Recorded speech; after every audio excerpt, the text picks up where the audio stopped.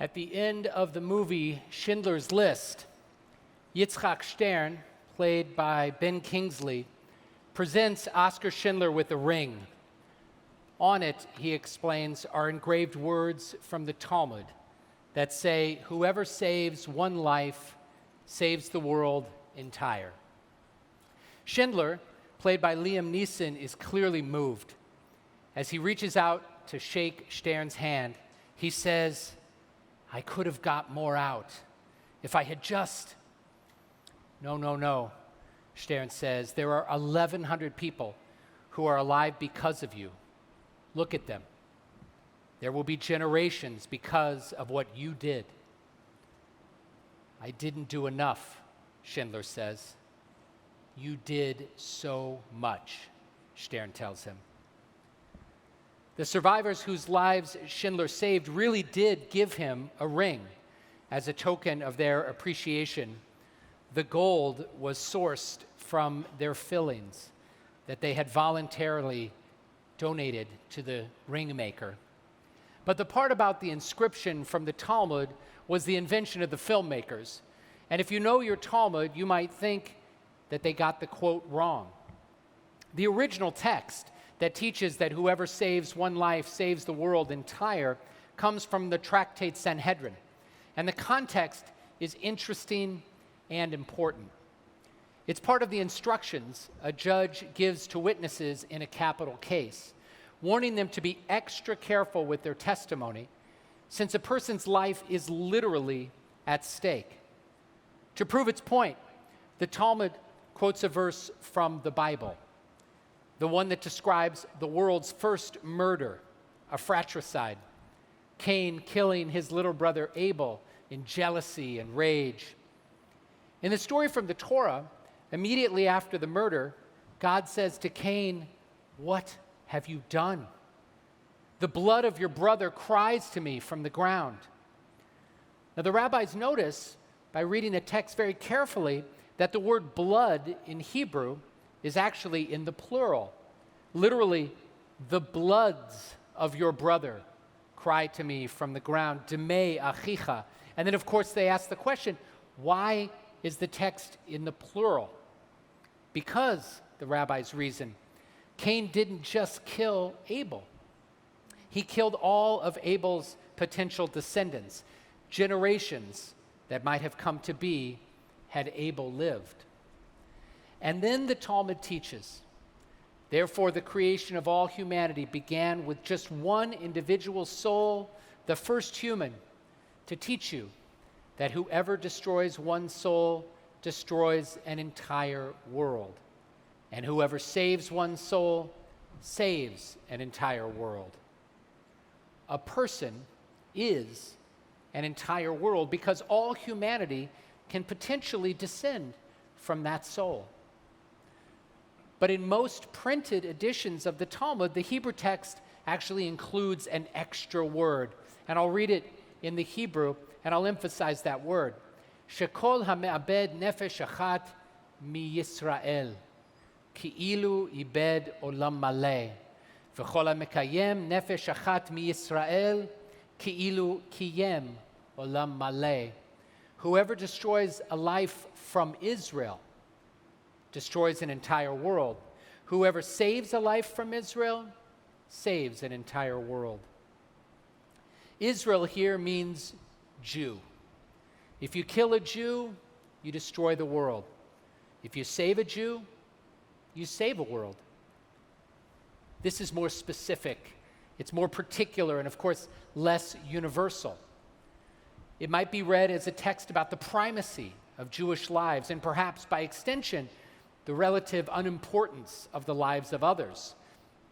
Now, for some of us, such a sentiment might make sense, given our history of oppression at the hands of anti-Semites and those who were simply apathetic about our fate. If we don't take care of our own, well, then who will? But for others, such a reading is, well, it really smacks of Jewish superiority. It's one thing to cherish and love your own people, but it's quite another to imagine that their lives are inherently more valuable, more precious than the lives of others. There is, however, scholarly debate about this text.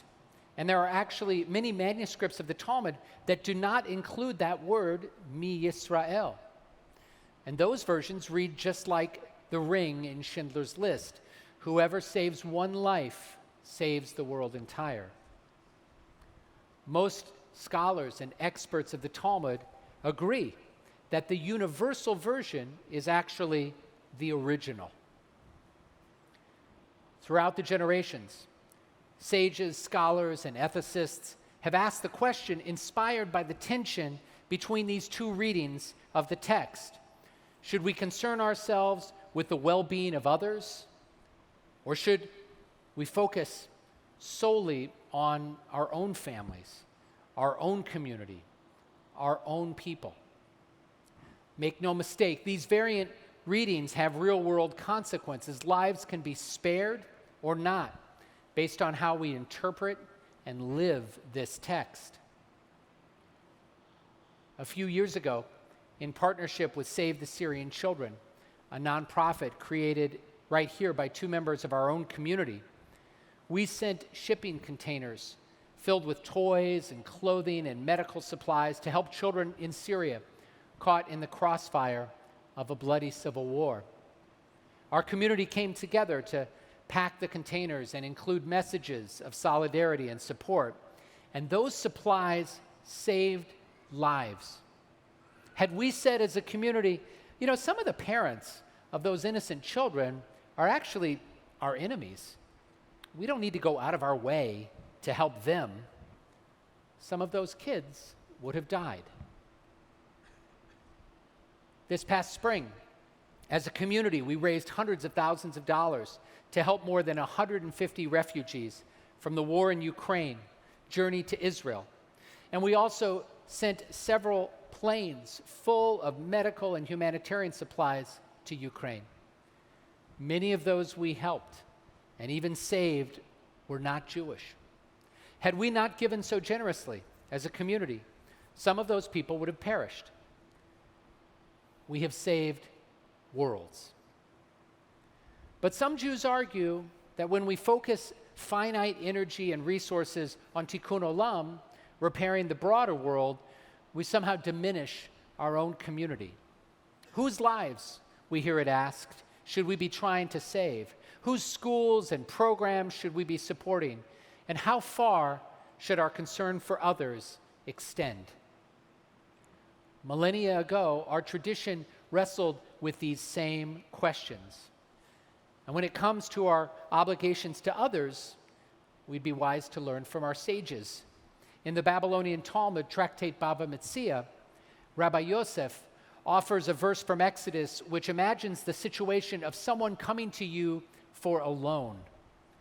There's only so much to go around. So how do you decide where to give?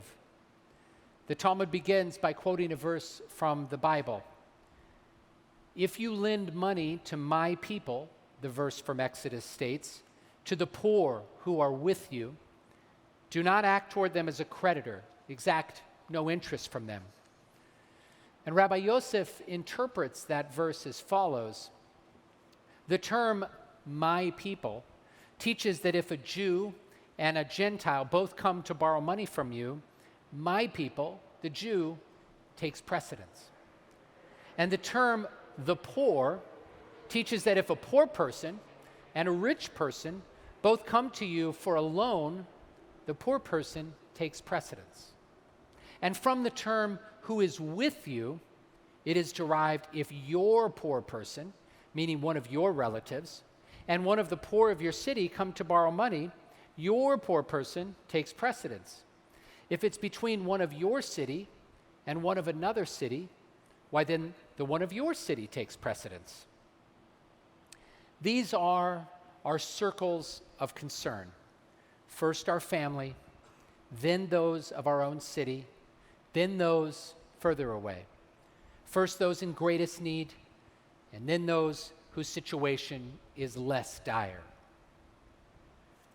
Rabbi Dov Linzer, a contemporary scholar, summarizes the wisdom of our tradition as follows: the greater the degree of connection, the greater the obligation towards that person.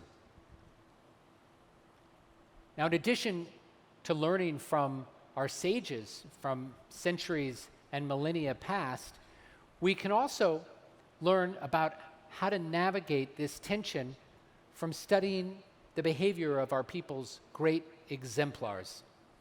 And this summer, I read a biography of one of them, Henrietta Zold, the founder of Hadassah. Born in 1860 in Baltimore, Maryland, the daughter of Rabbi Benjamin and Sophie Zold, who had immigrated to America from Hungary the year before, Henrietta was a brilliant writer and editor and teacher. And though they were new to this country, her parents involved themselves in the politics of the day, opposing slavery as abolitionists, which was not a popular thing to be in Maryland at that time. And learning her parents' lesson about circles of concern, Henrietta devoted her energies as a young woman to the thousands of immigrants who were streaming into Baltimore at that time. She created a model that later spread throughout the entire United States, night school. These immigrants, Jews and non-Jews alike, toiled during the day to support their families. There was no time to study in regular classes or programs. The night school model allowed them to learn English and other skills that would help them succeed in their new home. Later in her life, Zold focused her efforts almost exclusively on Eretz Yisrael, on the land of Israel. But even as she turned her attention inward to Jews and the nascent Jewish state, she took her parents' lessons to heart. She devoted her energies to healthcare, recruiting nurses and doctors, raising funds for infrastructure. From the very beginning, though, she decided that the doors of the clinics and hospitals that she helped to establish would always be open to Arabs and people of all faiths, races, and genders. Everyone would receive the same medical treatment as Jews. And this was a principle that was later adopted by the Israeli healthcare system and upheld to this very day. Through her leadership, Hadassah built hospitals, a medical school, dental facilities, x-ray clinics, infant welfare stations, and soup kitchens. To be sure, the focus of Zold's life work was most certainly to protect and nourish Jewish lives and Jewish community in order to secure a more vibrant future for her people. But as Hadassah's leader, she never ignored her duty to those in more distant circles of concern.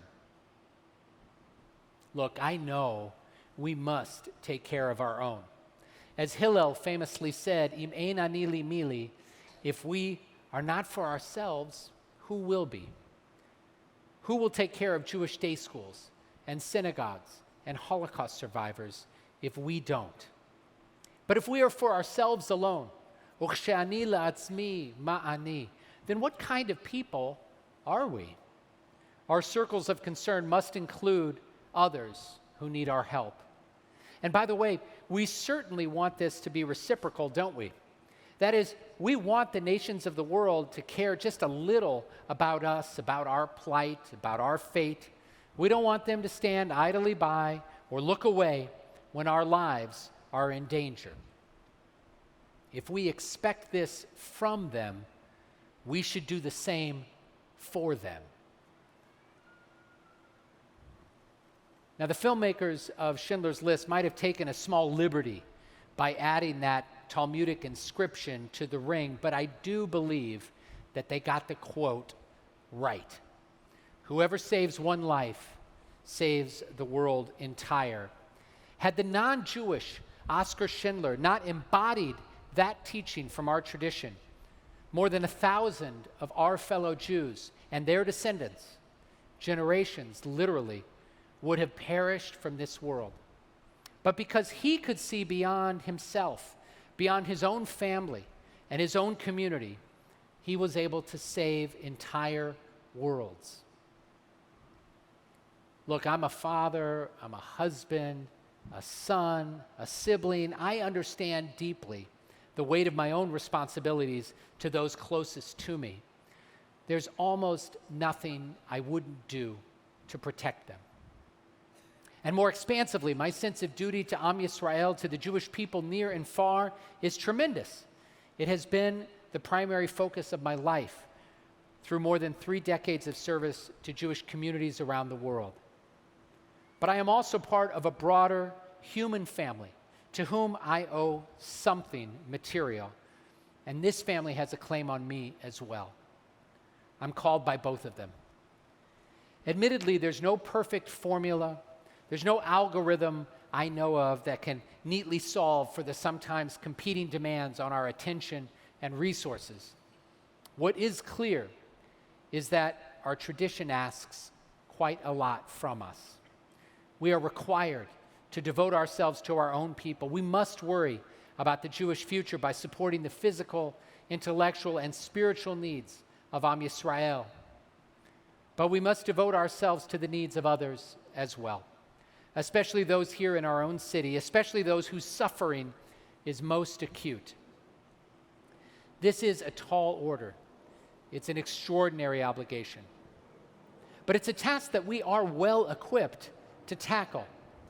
We have our 3,000-year-old tradition that calls us and guides us in the work of both Tikkun Olam, the repair of the whole wide world, and the work of Tikkun Atzmeinu, self-repair for our own souls and those dearest to us.